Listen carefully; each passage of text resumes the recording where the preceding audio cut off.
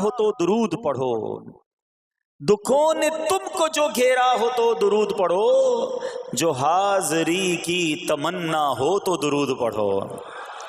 तो जब टेंशन दूर करने का, मुश्किल दूर करने का, परेशानी दूर करने का वजीफा मिल गया है, चाबी मिल गई है, तो फिर फजूल बातें करने की बजाय हमें दुरूद पाक की कसरत करनी चाहिए। सल्लु अलल हबीब सल्लल्लाहु ताला अला मुहम्मद सल्लल्लाहु अलैहि वसल्लम। आज मैं आपको अल्लाह के एक नबी का वाकया सुनाना चाहता हूँ। ये वाकया कुरान मजीद में बहुत तफसील के साथ मौजूद है, और ये वाकया ऐसा है कि मैं उन नबी अलैहिस्सलातु वस्सलाम के अमल का नाम लूँ तो नबी अलैहिस्सलातु वस्सलाम का नाम आपके जहन में खुद ही आ जाएगा। यानी उन्होंने वो अमल ऐसा किया कि अब उनके नाम के साथ वो अमल एक खास टैग बन गया है। और अगर मैं अब अमल बताता हूँ, नाम आप खुद बताएंगे। और उनका अमल था कि उनके अंदर कमाल सब्र था। अब ये सब्र करने वाले नबी कौन हैं? सब्र अय्यूब अलैहिस्सलाम। मशहूर है दुनिया में कि अय्यूब अलैहिस्सलाम का जो सब्र है वो ज़रबुल मिसल बन गया, वो एग्जाम्पल बन गया। सब्र तो बहुत सारे लोगों ने दुनिया में किया, मुसीबतें तो बहुत सारे अल्लाह वालों पर आईं, मगर हज़रत अय्यूब अलैहिस्सलातु वस्सलाम को इस कदर कमाल का सब्र जो उनका था, तो क्या वाक़या है।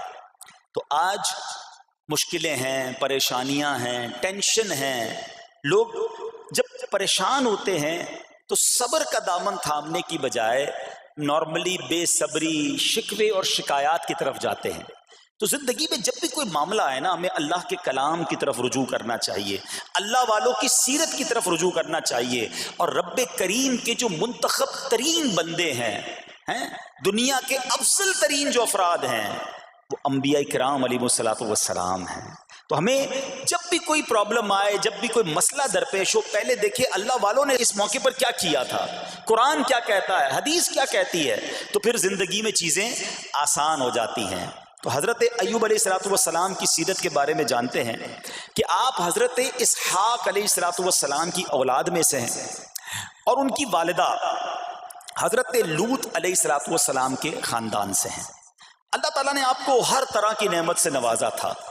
आप हुस्न सूरत वाले भी थे, यानी आप अल्लाह पाक ने बहुत खूबसूरत भी बनाया था, और अल्लाह करीम ने माल भी बहुत दिया, औलाद में भी कसरत दी, यानी वेल ऑफ लाइफ थी, खूबसूरती भी है, माल भी है, औलाद भी है। अच्छा, फिर ज़ाहिर माल था तो घर भी थे, जानवर भी थे। उस ज़माने में जो वेल्थ होती थी, जो पैसा होता था, वो जानवरों की सूरत में होता था। आजकल लोग गाड़ियाँ रखते हैं, सोना जेवरात रखते हैं, उस ज़माने में जानवर होते थे। बल्कि अब भी अगर पाकिस्तान के भी आप इंटीरियर के एरिया में चले जाएँ, गाँव गोठ में जाएँ, तो लोग अपना मालो दौलत से जानवर ही खरीद रहे होते हैं। उनके नज़दीक यही उनका जो है, वो जो भी उनका कारोबार होता है और माल होता है। अब आप पर इम्तिहान आया, आजमाइश आई, और वो आजमाइश कैसे आई कि पहले आपका मकान गिरा, और ख़ानदान के जितने अफराद थे और आपके बेटे थे, जितने भी आपके बेटे थे ना, वो सब उस मकान के तले दब कर इंतकाल कर गए। अल्लाह अकबर। आपको आकर खबर दी जाती गई कि हुजूर आपका मकान गिर गया है, आपके बच्चे दब गए और दब कर उनका इंतकाल हो गया है। आप फरमाते थे, मेरा क्या है, जिसका था उसने ले लिया, जब तक उसने मुझे दे रखा था वो मेरे पास था, जब उसने चाहा उसने वापस ले लिया, उसी ने दिया था ना। थोड़ी देर बाद खबर आई कि आपके जितने जानवर थे, हजार ऊंट थे, बकरियां थी, रेवड़ के रेवड़ थे, सारे जानवर जो हैं वो मर गए। किसी ने आकर कहा कि अब आपकी जितनी दौलत थी, जितने जानवर थे, वो भी मर गए। सुभान अल्लाह। आप अल्लाह का शुक्र बजा लाते, कहते या अल्लाह, जो रब का था उसने वापस ले लिया, उसी का था, जितनी देर चाहा मेरे पास रहा, वापस ले लिया उसने। मैं अपने रब की रिजा पर राजी, मैं इस इम्तिहान पर राजी हूँ। अल्लाह अकबर। अब क्या हुआ कि आपकी तमाम खेतियाँ और जो बागात थे, बहुत बड़ी ज़मीनें थी, बड़े बड़े खेत थे, वो भी सारे के सारे बर्बाद हो गए। کسی نے آ کر بتایا کہ حضور اب تو کھیت بھی گئے، اب باغات بھی گئے۔ آپ نے فرمایا کہ جس کا تھا اس نے لے لیا، میں اس کی رضا پر راضی ہوں۔ جب تک میرے پاس تھا وہ میرے پاس تھا، اب رب نے واپس لینا چاہا تو اس نے لے لیا۔ اب he was empty handed، یعنی اب کچھ بھی نہیں تھا، نہ بچے ہیں، نہ مال ہے، نہ جانور ہے، نہ مکان ہے۔ مگر حضرت ایوب علیہ السلام کی زبان پر پھر بھی شکر ہے، اب بھی شکر ہے، شکوہ نہیں ہے کہ اللہ میں تیری رضا پر راضی ہوں۔ لیکن ابھی امتحان ختم نہ ہوا تھا، اور اس امتحان کے پیچھے بعض مفسرین نے ایک اور قول بھی نقل کیا کہ شیطان نے حضرت ایوب علیہ السلام کو دیکھ کر اللہ کی بارگاہ میں کہا کہ اے مولا، یہ تیرا بندہ اس لیے تیرا شکر گزار ہے کہ تو نے اسے بڑا نوازا ہے، بڑا مال دیا ہے، اولاد دی ہے، گھر دیا ہے۔ اب رب کریم نے حضرت ایوب پر امتحان بھیجا تاکہ پتہ چلے کہ میرے نیک بندے امتحان کے بعد بھی صبر کرتے ہیں۔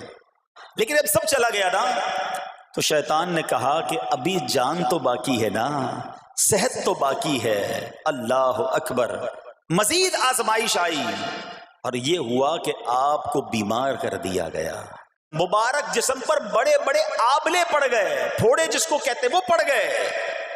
اس حال میں آپ کے سارے دوست بھی آپ کو چھوڑ کے چلے گئے۔ آج کل ویسے بھی حال ایسا ہی ہے جناب، جب تک پیسہ ہے، شہرت ہے، آپ کے پاس کوئی مال ہے تو آس پاس بہت سارے لوگ ہوتے ہیں، مگر جب یہ سب چیزیں چلی جائیں نا تو بعض اوقات ایسی کنڈیشن میں اپنے اور پرائیوں کی جانچ بھی ہو جاتی ہے کہ اب کون کھڑا ہے۔ دوستی مال کے لیے تھی، دوستی شہرت کے لیے تھی، دوستی منصب کے لیے تھی، یا کسی کی ذات سے واقعی خالص دوستی تھی؟ اب کیا ہوا؟ آپ کے سارے رشتہ دار، سارے دوست بھی دور چلے گئے، سوائے آپ کی فرما بردار زوجہ تھی جن کا نام تھا رحمت بن افراہیم، اور یہ حضرت یوسف علیہ السلام کی پوتی بھی تھی، اللہ کے نبی کی آل سے تھی، وہ آپ کی خدمت کرتی رہیں۔ اب جسم پر پھوڑے ہیں، آبلے ہیں، ایک بیوی ہے، نہ پیسہ ہے، نہ مال ہے، نہ بچے ہیں، واٹ ایور جو تھا سب ختم، مگر زبان ہے کہ اس پر پھر بھی اللہ کا ذکر جاری ہے، پھر بھی شکر جاری ہے، پھر بھی صبر ہے۔ بات کرنا آسان ہے جناب، مشکل آئے اور صبر کرے بندہ، اصل امتحان یہ ہے۔ زباں پر شکوائے رنجو علم لایا نہیں کرتے، زباں پر شکوائے رنجو علم لایا نہیں کرتے، نبی کے نام لیوا غم سے گھبرایا نہیں کرتے۔ ہم میں سے کسی پر ایسی آزمائش نہیں آئی نا، چھوٹی موٹی آزمائشیں تو آتی رہیں گی۔ ایک بات یاد رکھنا، یہ زندگی کی جو گاڑی ہے نا، یہ مسائل کے پہیوں پر ہی چلتی ہے۔ ہمیں بعض اوقات کسی کی گاڑی، کسی کا مکان، کسی کا خوبصورت چہرہ، کسی کی مسکراہٹ دیکھ کر لگتا ہے یار یہ تو دنیا کا سب سے سخی آدمی ہے۔ ایسا نہیں، تو یہ نہ سمجھے کہ سارا جہان جناب سخی ہے اور میں اکیلا دکھی ہوں، ایسا نہیں ہوتا، بلکہ ہر اس جہاں میں تقریباً ہر بندہ ایسا ہوتا ہے جس کے ساتھ کوئی نہ کوئی دکھ لگا ہوا ہوتا ہے، کوئی نہ کوئی پریشانی ہے، کسی کو مال کی پریشانی، کسی کو روزگار کی پریشانی، کسی کو بیماری لگی ہے، کسی کو اور ٹینشن ہے۔ تو یہ کبھی بھی نہ سوچے کہ میں زندگی گزاروں گا اور کوئی ٹینشن نہیں آئے گی، تیار رہو امتحان کے لیے، امتحان ضرور آنا ہے۔ اب کمال یہ ہے کہ اس امتحان میں پاس کون ہوتا ہے۔ حضرت ابراہیم پر امتحان آیا، زبان پر صبر ہے، شکر ہے، شکوہ نہیں ہے۔ اب کیا ہوا کہ آپ کا سال ہاں سال تک یہ محال رہا، یہ 2-4 مہینے کا پرابلم نہیں تھا، کئی سال تک آپ بیمار رہے۔ آپ کی زوجہ جو ہے وہ خدمت کرتی رہی۔ اچھا یہاں ایک غلط فہمی دور کر دوں کہ کچھ لوگ یہ کہتے ہیں، یہ کتابوں میں پتہ نہیں کچھ کتابوں میں لکھ دیا گیا کہ حضرت ایوب علیہ السلام کو معاذ اللہ کوڑ کی بیماری ہو گئی تھی۔ ایسا بالکل نہیں تھا، کوڑ کی بیماری نہیں ہوئی تھی، بلکہ نہ کوڑ ہوا نہ جزام ہوا، آپ کو جسم پر پھوڑے پھنسیاں جن کو کہتے ہیں آبلے نکل آئے تھے، کیونکہ کوڑ کی بیماری وہ ہوتی ہے کہ جس سے لوگ نفرت یا حقارت کرتے ہیں۔ اللہ کے کسی بھی نبی کو کبھی بھی کوئی ایسی بیماری نہیں ہوئی جس کی وجہ سے لوگ اس سے حقارت یا نفرت کریں یا دور بھاگیں، کیونکہ اللہ نے ان نفوس قدسیہ کو، ان نیک بندوں کو، ان منتخب شخصیات کو لوگوں کی ہدایت کے لیے بھیجا ہے۔ ان کو کبھی کوئی ایسی چیز نہیں ہوئی کہ جس سے لوگ گھن کھا کر دور بھاگیں، تو یہ بالکل غلط ہے۔ البتہ آپ کے جسم پر آبلے تھے، پھوڑے تھی، اور اللہ اکبر، آپ اس حال میں کیا رب سے عرض کرتے تھے؟ آپ عرض کرتے تھے، قرآن میں یہ الفاظ موجود ہیں، انی مسنی الضر وانت ارحم الراحمین۔ ترجمہ کیا ہے؟ مجھے تکلیف پہنچی اور تو سب مہر والوں سے بڑھ کر مہر والا ہے، رحم کرنے والوں میں سب سے بڑھ کر رحم کرنے والا ہے۔ یعنی اللہ کی بارگاہ میں یہ عرض کرتے تھے، یا اللہ تکلیف پہنچی ہے، رحم تو نے کرنا ہے، تو ارحم الراحمین ہے۔ زمانے سے نہیں کہتے تھے۔ یہاں ایک اور پرابلم ہے، میں کوئی مسئلہ ہوتا ہے، پرابلم آتی ہے، ہم ساری دنیا سے کہتے ہیں یہ مسئلہ ہو گیا، یہ پرابلم ہو گئی۔ نہیں، ساری دنیا میں سے کوئی آپ کا مسئلہ حل نہیں کر سکتا۔ اس سے بات کرو نا جو مسائل کو حل کرنے والا ہے، اس سے عرض کرو نا جو مصیبت کو دور کرنے والا ہے۔ ادھر ادھر جانے کی بجائے پرابلم یہ ہے، جب بھی مشکل آتی ہے ہم سب کے پاس جاتے ہیں، ہم رب کے پاس نہیں جاتے ہیں۔ جاؤ اس کے پاس جو حل المشکلات ہے، جو مصیبتوں کو حل کرنے والا ہے، اس کی بارگاہ میں فریاد کرو۔ وہ شاعر کتنی پیاری بات لکھتے ہیں نا، یہ بہت سارے لوگوں کے لیے درس ہے جو اپنی پرابلمز کے لیے دنیا والوں کے پاس جاتے ہیں۔ ارے اگر پکارنا ہے تو اللہ کی بارگاہ میں پکارو، التجا کرنی ہے تو اللہ کے حبیب سے عرض کرو نا۔ شاعر لکھتے ہیں، کسی کا احسان کیوں اٹھائیں، کسی کو حالات کیوں بتائیں، کسی کا احسان کیوں اٹھائیں، کسی کو حالات کیوں بتائیں، تمہیں سے مانگیں گے تم ہی دو گے، تمہارے در سے ہی لو لگی ہے۔ ہم اللہ کی بارگاہ میں عرض کریں، اللہ کے حبیب کی بارگاہ میں لو لگائیں۔ دنیا والوں کے پاس کچھ نہیں رکھا، لیکن ہم دنیا والوں کو بتا کر اپنے صبر کا ثواب بھی ضائع کر دیتے ہیں۔ دیکھو حضرت ایوب علیہ السلام کا صبر، کسی سے نہ کہا، اللہ کی بارگاہ میں عرض کرتے رہے۔ اب آپ کی آزمائش کا وقت پورا ہوتا ہے، دعا کرتے رہے، التجا کرتے رہے، صبر کرتے رہے۔ حکم ہوا کہ اپنا پاؤں زمین پر مارو۔ حضرت ایوب علیہ السلام نے پاؤں زمین پر مارا تو زمین سے ایک چشمہ پھوٹ اٹھا۔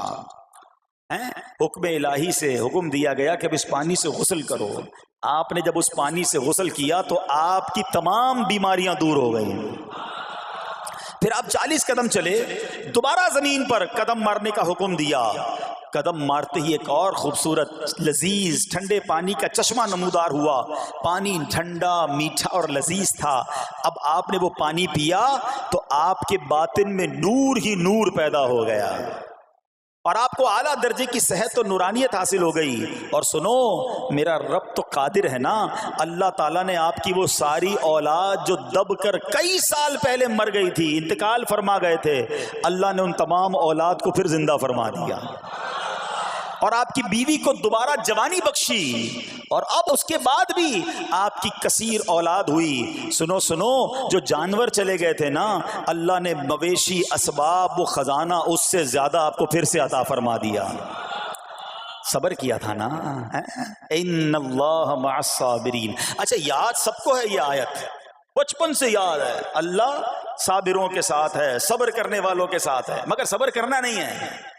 امتحان آنا ہے تو صبر کرنا نہیں ہے، آیت سب کو پتا ہے۔ اچھا، جس کے ساتھ پرابلم ہو جائے نا، اس کو بھی بندہ درس دینے جا رہا ہوتا ہے، بھائی صبر کرنا، اللہ آپ کو صبر دے، لیکن جب اس پر امتحان آتا تو یہ صبر کرتا نہیں ہے۔ دوسروں کو درس دے رہا تھا، آج تیری باری آئی ہے نا، تو صبر کا دامن نہ چھوڑیں۔ میں آپ کو ایک بات سوال پوچھنا چاہتا ہوں، آج کل ہم بڑے لوگوں سے تعلقات کیوں بنانے کی کوشش کرتے ہیں؟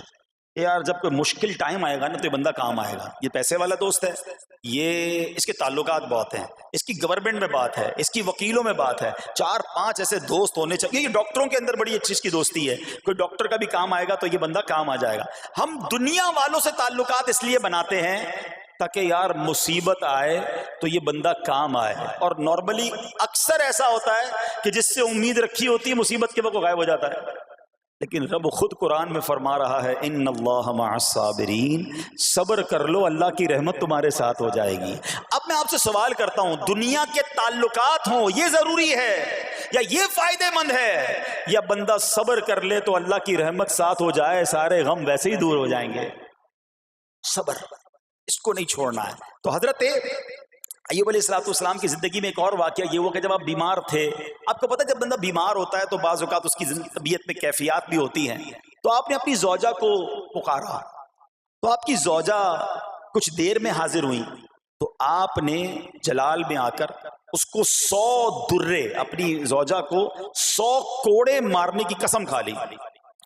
اب جب صحت آ گئی تو قسم تو آپ نے کھائی ہوئی تھی، تو اب کیا کرتے؟ اس بیوی نے تو خدمت بھی بہت کی تھی، اب اسے کوئی خاص کیفیت تھی، آپ نے قسم اٹھا لی تھی۔ سبحان اللہ، ایوب علیہ السلام کو اللہ کریم نے قرآن میں کیا حکم دیا کہ اے ایوب، آپ ایک یعنی 100 جس کو کہتے ہیں تنکے، 100 تنکوں والی جھاڑو لیں اور اس جھاڑو کو ایک مرتبہ اپنی بیوی کو مار دیجئے تو آپ کی قسم جو ہے وہ پوری ہو جائے گی، یعنی قسم کا کفارہ نہیں دینا ہوگا۔ اللہ اکبر! اللہ نے اس نبی علیہ السلام کی فرما بردار بیوی کی جو سزا تھی یا جو معاملہ تھا اس کو کتنا آسان فرما دیا۔ تو رب کریم نے قرآن مجید فرقان حمید میں اس کو کس طرح بیان فرمایا، وَخُذْ بِيَدِكَ ضِغْثًا فَاضْرِب بِهِ وَلَا تَحْنَثْ، فرمایا کہ اپنے ہاتھ میں ایک جھاڑو لے کر اسے مار دے اور قسم نہ توڑ۔ اِنَّا وَجَدْنَاهُ صَابِرًا، فرمایا ہم نے اسے صابر پایا۔ نعم العبد، کیا اچھا بندہ، اِنَّهُ اواب، بے شک وہ بہت رجوع لانے والا ہے۔ ارے آج دنیا کسی کو کہے یہ صبر والا ہے، حضرت ایوب کی شان دیکھو کہ رب فرما رہا ہے قرآن میں اِنَّا وَجَدْنَاهُ صَابِرًا، اور ہم نے ایوب کو صبر کرنے والا پایا، صابر پایا۔ اللہ حضرت ایوب کے صبر کے صدقے ہمیں بھی صابرین میں شامل فرما لے۔ اللہ اکبر، سبحان اللہ۔ اور رب کریم نے جو اواب فرمایا، علماء کہتے ہیں کہ یہ اواب کے لاجواب خطاب کو جو آپ کے سر مبارک پر ایک تاج کی طرح رکھ دیا گیا، کیونکہ اواب کے معنی کیا ہے؟ انہو اواب، بے شک وہ بہت رجوع لانے والا ہے۔ اللہ اکبر، صبر کیا تو رب نے کیسے کیسے القاب جو ہیں وہ قرآن میں عطا فرمائے۔ یہاں ایک اور بات بھی سیکھنے والی ہے کہ حضرت ایوب علیہ السلام کے صبر کا کمال یہ ہے کہ قرآن میں ذکر آ گیا، اب صبح قیامت تک حافظ تلاوت کریں گے، تراویح میں قرآن پڑھا جائے گا، جب بھی قرآن کی تلاوت دنیا کے کونے کونے میں کی جائے گی، قیامت تک حضرت ایوب کے صبر کا ذکر ہوتا رہے گا۔ جب آپ صبر کرتے ہیں اللہ رسول کو راضی کر لیتے ہیں، اللہ ان ناموں کو بلند فرما دیتا ہے۔ بہرحال میرے پیارے اسلامی بھائیوں، اب یہاں تھوڑا سا ایک شرعی مسئلہ بھی سمجھ لیں۔ بعض اوقات ہے کہ آپ لفظ سنتے ہیلا، اچھا کچھ لوگ جب یہ لفظ ہیلا سنتے ہیں تو کنفیوز ہو جاتے ہیں، یار یہ کیا، ایک کام کرنا تھا اس کو ایک اور طریقے سے کر دیا، ہمیں سمجھ نہیں آ رہا، عجیب عجیب سی لوگ باتیں کرتے ہیں۔ سبحان اللہ، علماء فرماتے ہیں پہلے ہیلے کا مسئلہ سمجھ لیں۔ فتاوی عالمگیری میں ہے جو ہیلا کسی کا حق مارنے یا اس میں شبہ پیدا کرنے یا باطل ذریعے سے فریب دینے کے لیے کیا جائے وہ مکروہ ہے، اور جو ہیلا اس لیے کیا جائے کہ آدمی حرام سے بچ جائے یا حلال کو حاصل کر لے وہ اچھا ہے۔ انما الاعمال بالنیات، غلط نیت سے ہیلا کہ کسی کا حق دبا لوں یا معاذ اللہ زکوٰۃ ادائی نہ کرنی پڑے، اللہ کو کوئی دھوکہ نہیں دے سکتا، اللہ دیکھ رہا ہے کہ اس کی نیت کیا ہے، لیکن ہیلا اس لیے ہے کہ حرام سے بچ جائے، حلال حاصل کر لیا جائے، تو اس کی جو جواز کی صورتیں ہیں علماء نے فرمایا یہ آیت اس میں دلیل ہے، اور آیت کیا تھی؟ وَخُذْ بِيَدِكَ ضِغْثًا فَاضْرِب بِهِ وَلَا تَحْنَثْ، اور فرمایا اپنے ہاتھ سے ایک جھاڑو لے کر اسے مار دو اور قسم نہ توڑو۔ قسم تو 100 کوڑے مارنے کی تھی، اللہ کریم نے آسانی کا راستہ بتایا۔ ہاں ایک بات یاد رہے، یہ بڑی امپورٹنٹ بات کرنے جا رہا ہوں کہ مفتیان کرام، قابل اعتماد مفتیان کرام سے رہنمائی لے کر ہم جیسے لوگوں کو، عوام الناس کو کوئی ہیلا اپنے طور پہ نہیں کر لینا چاہیے۔ ہاں، کیونکہ بعض ہیلوں کی شرعی طور پر اجازت نہیں ہوتی، اور بعض اوقات ہیلا کرنے میں ایسی غلطی لوگ کر جاتے ہیں جن کی وجہ سے ہیلا ہوتا ہی نہیں ہے۔ تو یہاں صرف آپ کو دلیل بتانا تھا، باقی اگر کسی قسم کا کوئی شرعی ہیلا کرنا ہے تو قابل اعتماد مفتیان کرام سے رجوع کیا جائے۔ سبحان اللہ۔ اب حضرت ایوب علیہ السلام کے صبر کی بات ہوئی ہے نا، اللہ نے پتہ ہے آپ کو کتنا مقام عطا فرمایا کہ نبی کریم صلی اللہ تعالی علیہ وآلہ وسلم نے ارشاد فرمایا حضرت ایوب لوگوں میں سب سے بڑھ کر عالم، صابر اور غصہ پینے والے تھے۔ حضرت ابن مسعود رضی اللہ تعالیٰ عنہ سے مروی ہے کہ حضرت ایوب علیہ السلام قیامت کے دن صبر کرنے والوں کے سردار ہوں گے۔ ہاں صبر کرنے والوں کے بھی سردار ہوں گے. اچھا بعض اوقات ہوتا کیا ہے, اچانک کوئی پرابلم آ گئی, کہیں آگ لگ گئی, گاڑی میں نقصان ہو گیا, پیسے چوری ہو گئے, موبائل چوری ہو گیا, کوئی چیز میں نقصان ہو گیا, کاروبار میں نقصان ہو گیا, صحت خراب ہوئی. بندہ کہتا ہے یار یہ میرے ساتھ کیوں ہوا ہے, میں نے ایسا کیا کیا ہے. بعض اوقات زبان سے شکوے شکایت, حالانکہ قرآن مجید فرقان حمید نے تو پہلے ہی ہمیں بتا دیا ہے. ہمارا پرابلم پتہ ہی کیا ہے, ہم بہت ساری باتیں جانتے ہیں دنیا کی, قرآن و حدیث پڑھتے نہیں ہیں, تو مینٹلی پریپیئرڈ نہیں رہتے. آپ کو پہلے ہی پتا ہو کہ یار گرمیاں آنے والی ہیں, تو اچانک گرمیاں آئیں گی تو پریشان نہیں ہوں گے نا. آپ کو پتا تھا جون جولائی میں گرمیاں ہوتی ہیں بھائی, سردیاں نہیں ہوتی. آپ پنکھا بھی تیار رکھتے ہیں, ٹھنڈا پانی کا انتظام بھی رکھتے ہیں, گرمی کے وقت باہر کم نکلتے ہیں. اور سردیاں آتی ہیں آپ کو پہلے ہی پتا ہوتا ہے, آپ رضائی تیار کر لیتے ہیں, سویٹر نکال لیتے ہیں. ایسا نہیں ہوتا کہ صبح اٹھتے تو 40 ڈگری ہوتا ہے, دوسرے دن اٹھتے تو 5 ڈگری ہوتا ہے. بندہ کہ یار آج ٹھنڈ کیوں ہو گئی, کل گرمی کیوں ہو گئی. مینٹلی پریپیئرڈ جب بندہ ہوتا ہے تو وہ تیار ہوتا ہے.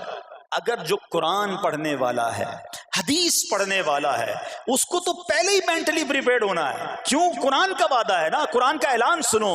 اللہ کریم قرآن مجید میں کیا ارشاد فرماتا ہے, بسم اللہ الرحمن الرحیم, وَلَنَبْلُوَنَّكُمْ بِشَيْءٍ مِّنَ الْخَوْفِ وَالْجُوعِ وَنَقْصٍ مِّنَ الْأَمْوَالِ وَالْأَنفُسِ وَالثَّمَرَاتِ وَبَشِّرِ الصَّابِرِينَ.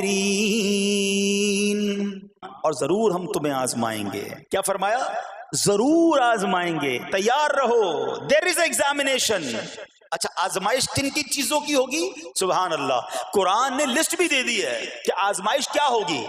فرمایا کچھ ڈر سے, اچانک خوف آ جاتا ہے نا, کوئی دشمن آ جاتا ہے, کوئی دھمکی دے رہا ہوتا ہے, اچانک حالات خراب ہو جاتے ہیں, دل میں خوف بیٹھ جاتا ہے. پھر فرمایا بھوک سے, مال کم ہو گیا, تنگی آ گئی تو بھوک سے. پھر فرمایا کچھ مالوں اور جانوں اور پھلوں کی کمی سے. کبھی کاروبار میں نقصان ہوگا, کبھی کسی کے باغات ہے تو باغ فصل اجڑ سکتی ہے, آپ کو کوئی نقصان ہو سکتا ہے, کسی جگہ آگ لگ سکتی ہے, اور جانوں کی کمی سے بیماری بھی آ سکتی ہے.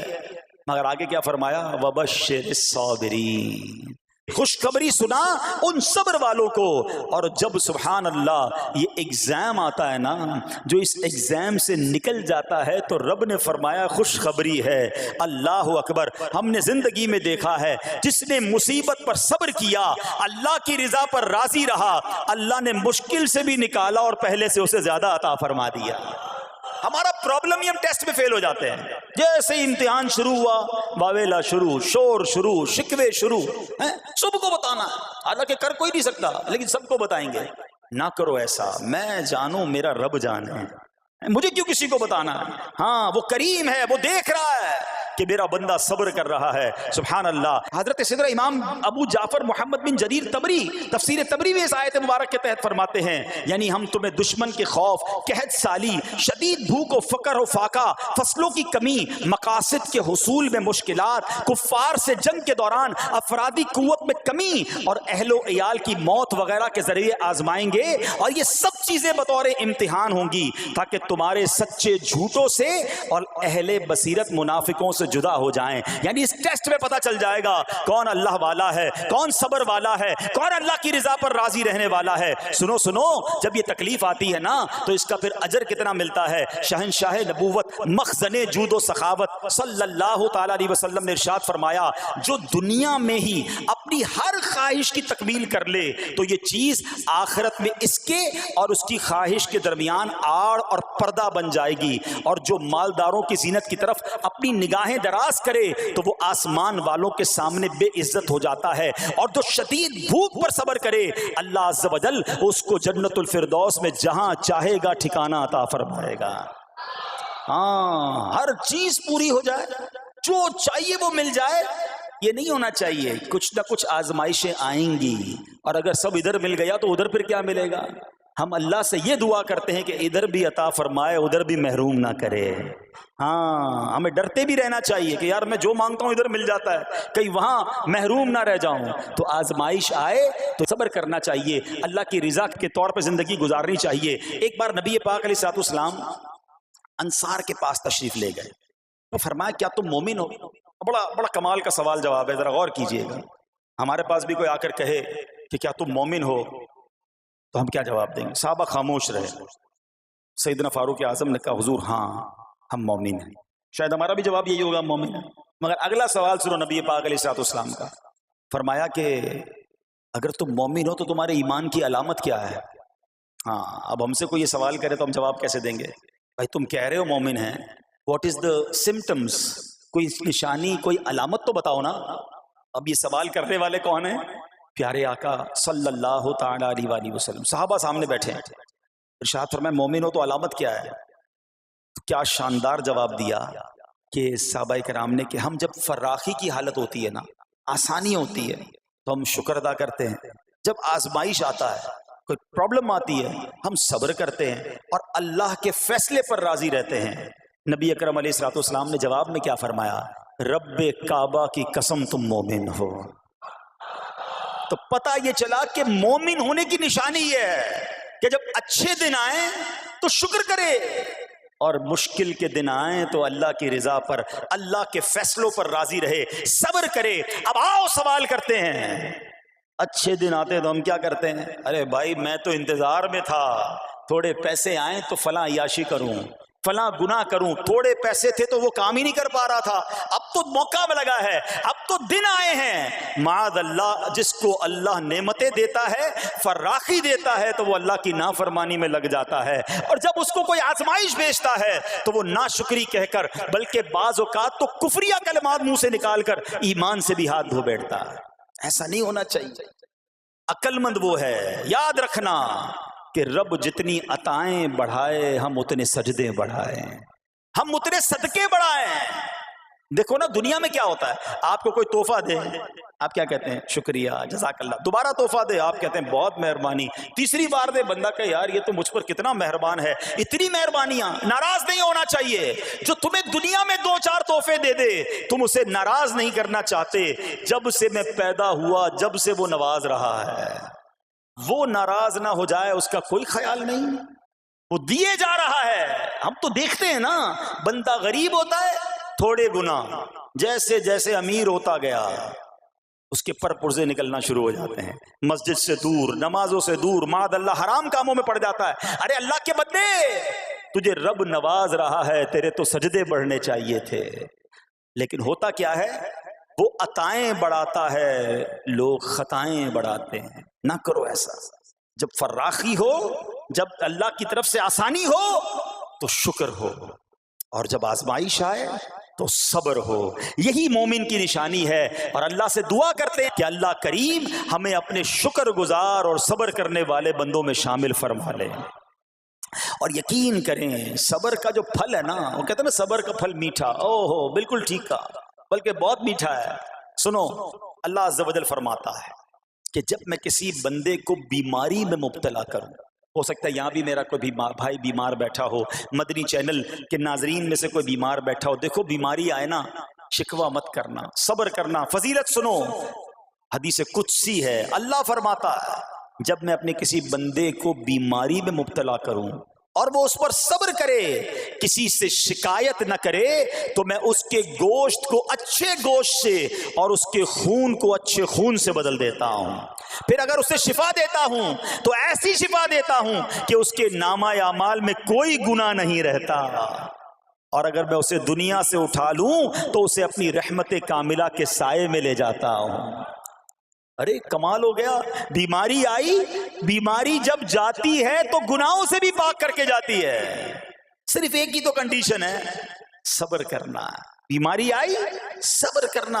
ہاں, کسی سے بات نہ کریں, شکوہ نہ کریں, اللہ کی بارگاہ میں عرض کریں مولا تیری مہربانی, ہاتھ میں درد ہے باقی جسم تو سلامت ہے, اے اللہ آنکھ میں درد ہے باقی جسم تو سلامت ہے, اے اللہ گردوں میں پرابلم ہے میرا باقی جسم تو سلامت ہے, یہ بھی تیری مہربانی ہے. اللہ کرے کہ ہم شکر گزار بندے بن جائیں, کیونکہ یہ بیماری تو ہمارے گناہ معاف کروانے آئی تھی. مگر افسوس یہ ہے کہ جو گناہ معاف کروانے والا کام ہمارے ساتھ ہوا اس میں بھی ہم نے اللہ کو ناراض کر دیا اور شکوے شکایات کی. سنو, उसने अखलाक के पैकर नबियों के ताजवर सल्लल्लाहु ताला अलैहि वसल्लम ने इरशाद फरमाया, अभी तो सिर्फ बीमारी की बात हुई ना, अब आओ अगर किसी को कारोबार में नुकसान हो गया, किसी के पैसे कम हो गए, किसी की जानो माल का कोई नुकसान हुआ, कोई आग वगैरह लग गई, सुनो अल्लाह के हबीब अलैहिस्सलाम फरमाते हैं कि अल्लाह इरशाद फरमाता है, फिर हदीस कुदसी है कि जब मैं अपने किसी बंदे के बदन या उसके माल या उसकी औलाद की तरफ कोई सख्ती भेजूं, फिर वो सब्र जमील के साथ उसका इस्तकबाल करे,